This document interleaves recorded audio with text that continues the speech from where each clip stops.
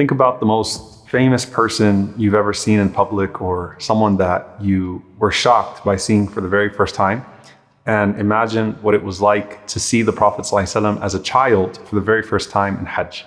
Nubayt ibn Shurayt radiallahu ta'ala anhu, he mentions that he went to Hajj with my father and my uncle. And it was the first time that he had been amongst the companions of the Prophet ﷺ, and this was going to be his time to become a companion. They said that my father, he tapped me and he pointed to the Prophet ﷺ and he said, "Atara dhaka sahib al-jamal al-ahmar alladhi yakhutub?" Do you see that man that is riding on the red camel, the qaswa, and he's giving khutbah? And I said, "Yes, oh my father." He said, "Dhaka Rasulullah." That's the Messenger of Allah sallallahu alaihi wasallam. That first moment, subhanAllah, where it's like, whoa, that's him. That's the one that we've been hearing about this entire time. The Hajj was a time where you not only got to see the Prophet sallallahu alaihi wasallam, but you got to see him exert himself in ibadah in the most beautiful of ways. Al-Hajj Arafah. The Prophet ﷺ said, Hajj is Arafah. And what that means is just like dua is ibadah, that supplication is worship, is that the core of Hajj is in Arafah. It is the ultimate pillar of Hajj. And so the majority of what is narrated about the Prophet ﷺ in his worship and what he was setting right in this farewell Hajj was on the day of Arafah. So the Prophet ﷺ on that day, he enters into Arafah from Mina right before Dhuhr. And he pitches his tent ﷺ at An-Namira.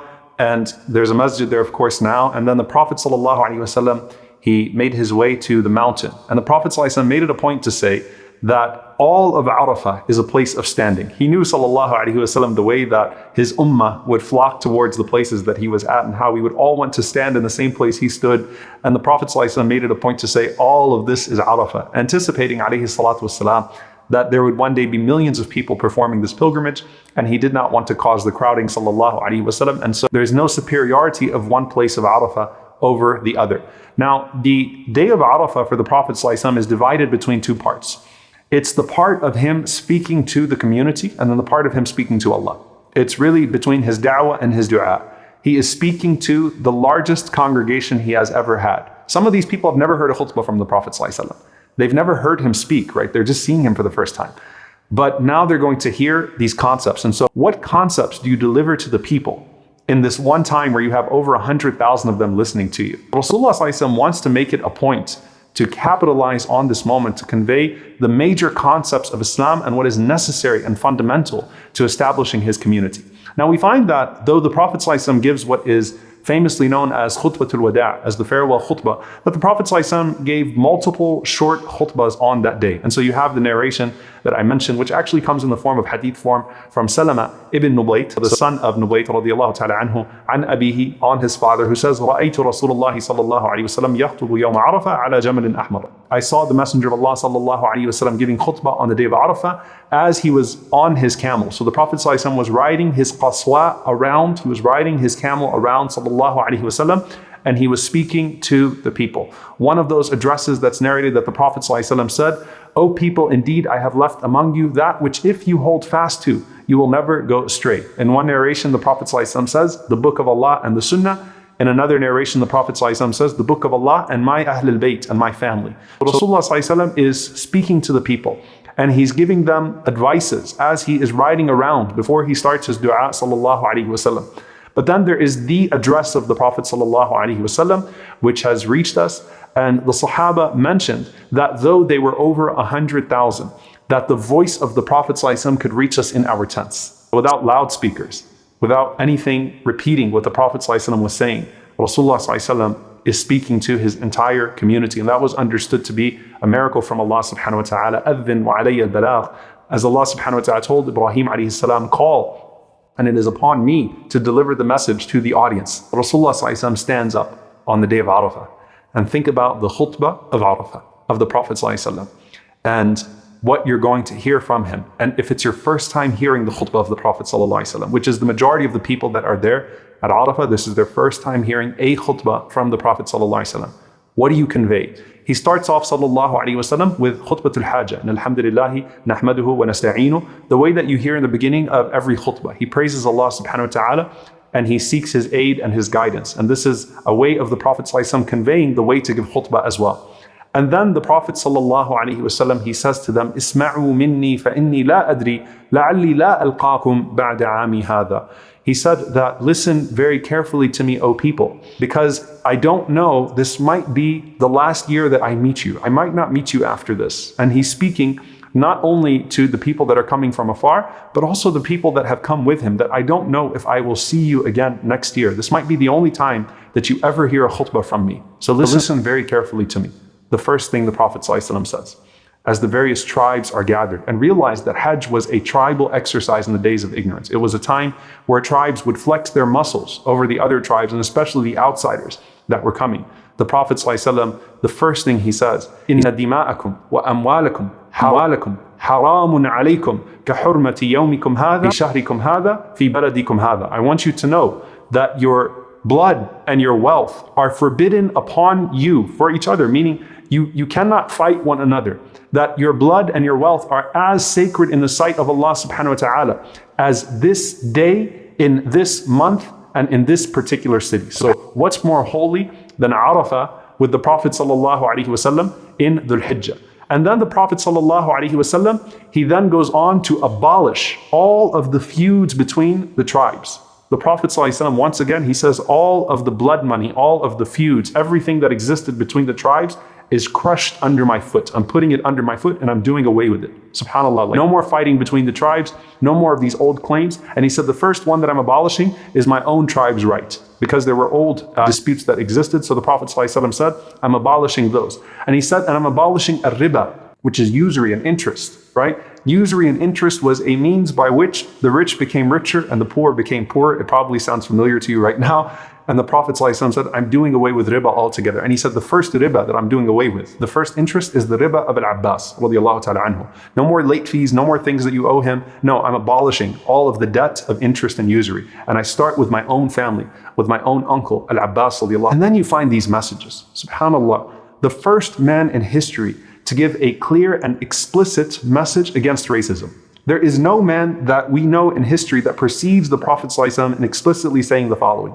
He says, sallallahu alaihi wasallam, looking out to the people from all over the world, he says there's no superiority of an Arab over a non-Arab, or of a non-Arab over an Arab, or one who is white over one who is black, or one who is black over one who is white. I'm abolishing all of this, not just the tribalism, the racism, the colorism, the elitism, all of it is gone amongst you. And we don't know anyone to say this before the Prophet ﷺ. Imagine, this is the first khutbah you're hearing from him, sallallahu alaihi wasallam, and you might belong to one of those groups that were discriminated against. And the Prophet ﷺ is saying, this is all done with, it's crushed under my foot. And he says, sallallahu alaihi wasallam, وَاسْتَوْصُوا بِالنِّسَاءِ خَيْرًا, and treat your women well. And he goes on, sallallahu alaihi wasallam, to mention the rights of the women over the men and the rights of the men over the women. So he establishes the family foundation, sallallahu alaihi wasallam.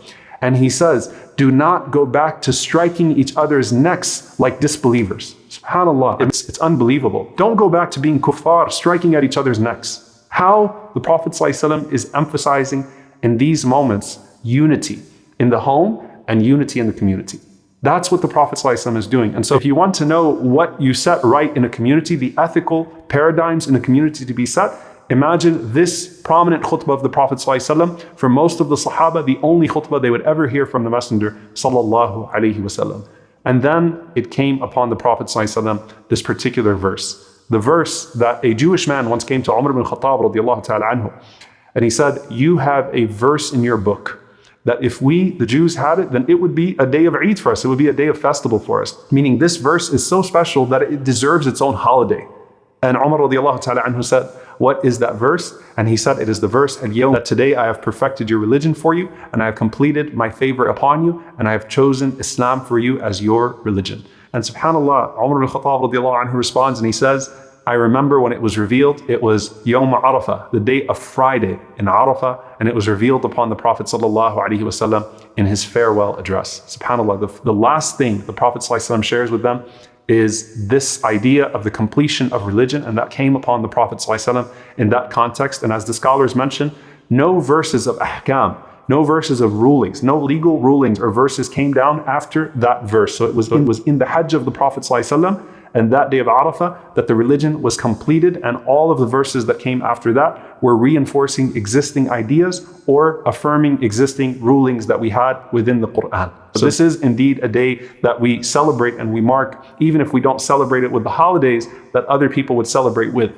And then the Prophet ﷺ says, listen carefully, and he said, let those of you who are present inform those of you who are absent. And this is perhaps why you find the plentiful narrations of this day of Arafah. It's already understood that what you hear from the Prophet ﷺ, you want to convey to those that are not there. But here the Prophet ﷺ saying to them that, listen, what you hear from me now, I want you to go back and tell your people.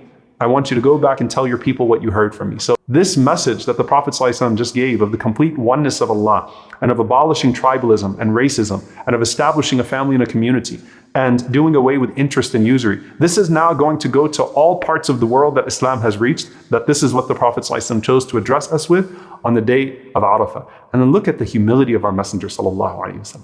What is he concerned with? He's concerned, did I do my job? Did I properly fulfill my task as a messenger? So he says to them, he says to the people, O people, أنتم تسألون عني فما أنتم قائلون.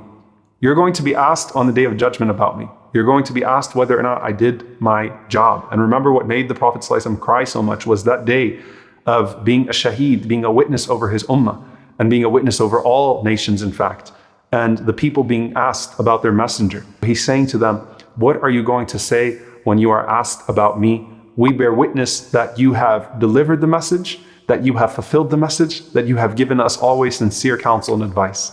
The Prophet ﷺ puts his finger to the sky and he says, Allahumma ashhad, Allahumma ashhad, Allahumma ashhad. Oh Allah, bear witness, oh Allah, bear witness, oh Allah, bear witness.